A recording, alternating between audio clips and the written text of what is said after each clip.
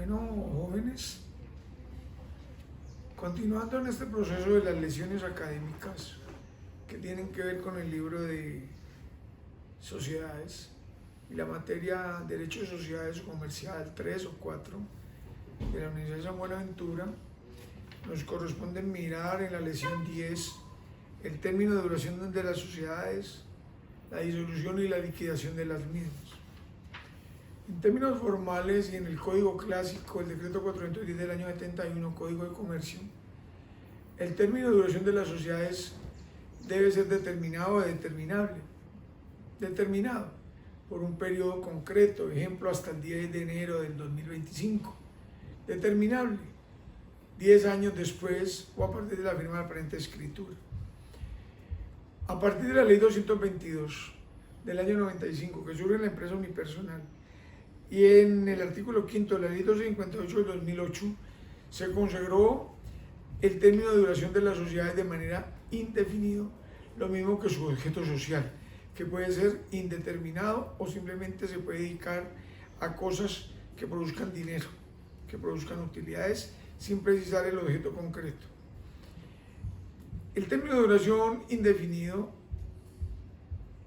no tiene problema. De ahora en adelante todas las sociedades, desde la Ley 1258 del año 2008 y de la Ley 222 para empresas unipersonales, el término de duración es indefinido y punto. Usted verá ahí, le coloca un término, pero ya no es obligatorio, ni es causal de inexistencia por violación de los elementos del artículo 110 o de la norma pertinente. Habiendo hecho esa claridad, entonces, muchachos, es necesario precisar cuánto dura una sociedad. Una sociedad dura lo que quieran que duren sus accionistas, bien porque determinan un tiempo determinado, o porque guardan silencio, o porque expresan término de duración indefinido. Si guardan silencio, se entenderá que el acto de duración o el término de duración es indefinido. Esto nos lleva entonces a mostrar cómo debe comportarse la empresa en el periodo de duración, pues cumpliendo el objeto social, es decir, la capacidad temporoespacial, la capacidad de tiempo y la capacidad de espacio. La capacidad de tiempo, el término de duración, que puede ser indefinido o determinado o sometido a tiempo determinado o determinable, pero realmente todo el mundo opta por el periodo indefinido. ¿Qué sucede con el espacio, el objeto social? El objeto social debe ser claro, completo y determinado en general para las sociedades. La SAS dio la posibilidad de que el objeto social fuera indeterminado o que no indicara, en cuyo caso se entendía que podía dedicarse a todas las actividades económicas. Pero en términos fiscales, en términos contables, le obligan a que dentro de la contabilidad nacional usted debe reportar un número para efecto del impuesto de industria y comercio. Entonces, a pesar de que la ley mercantil dice que el tiempo de duración es indefinido, es válido, el objeto social no puede ser indeterminado porque la ley tributaria le exige para efectos fiscales municipales, impuesto de industria y comercio o ICA, y para impuestos nacionales que usted matricule con un número de acuerdo a la normatividad contable colombiana y la norma tributaria que obliga a tener un código sobre la actividad económica pertinente para poderlo clasificar dentro del sector pertinente. Nos queda simplemente por ver en este punto cuáles son las causales de disolución, determinación de una sociedad. En el numeral 10.2, que equivale a la página 356 del libro, se empieza a hablar de las causales de disolución de las sociedades y habla de las generales. Y las generales, pues en general, perdónenme el ser reiterativo, vencimiento del término, imposibilidad de desarrollar la empresa social, la cesión de la cosa o cosas objeto de explotación, violación del número mínimo o máximo de socios. Se derogó el hecho de que el capital se redujera al 50% o menos. Ya no, ya hay una norma tributaria de la reforma de Duque, que claramente estipuló otra causal de disolución. Es decir, ya no es 50%, es cuando se determine que sus activos y pasivos no le dan para funcionar, independiente del monto de capital que posea. Ese es un avance que hay que mirarlo en la reforma tributaria de Duque y que golpeó significativamente el régimen societario y que se reflejó en el material con el tachón que le hago a la causal de pérdida del capital o reducción a 1/3 o menos en el caso de la incomandita, o la reducción del capital al 50% o menos.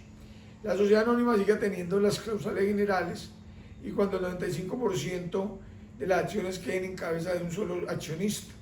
Las colectivas son causales muy personalísimas, muerte de uno de los accionistas, lógicamente las mismas generales, la quiebra particular del accionista, del socio en la sociedad colectiva, cuyos conceptos también se trasladan a la incomandita simple y a la sociedad de responsabilidad limitada.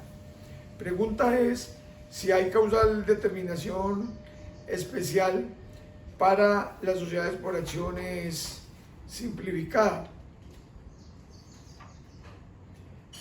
El artículo 34 de la ley 258 del 2008 dejó muy claro cuáles son las causales y vuelve y repite las mismas causales consagradas en las causales generales del Código de Comercio colombiano, el decreto 423 del año 71, las mismas, por vencimiento del término, por imposibilidad, por la iniciación del trámite de liquidación judicial, por las causales previstas en los estatutos, por voluntad de los accionistas, por orden de autoridad competente.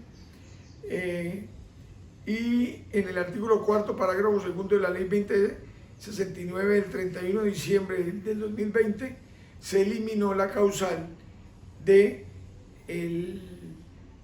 reducción del capital del 50% o menos. Ya quedó sometido por el tema del comportamiento de los activos y los pasivos de la sociedad.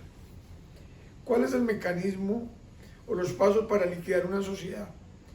Se da la disolución de la sociedad, se da el nombramiento del liquidador, se lleva al registro mercantil, se hace aviso de prensa llamando a los acreedores para que se hagan parte entre los 30 días siguientes, se realiza el inventario, se hace el balance o estados financieros liquidatorios, se realizan activos, se venden los activos para pagar los pasivos, se paga el pasivo externo, se hace una cuenta final y sobre la cuenta final se hace el pago del pasivo interno o el residuo o lo que quede a favor de los accionistas.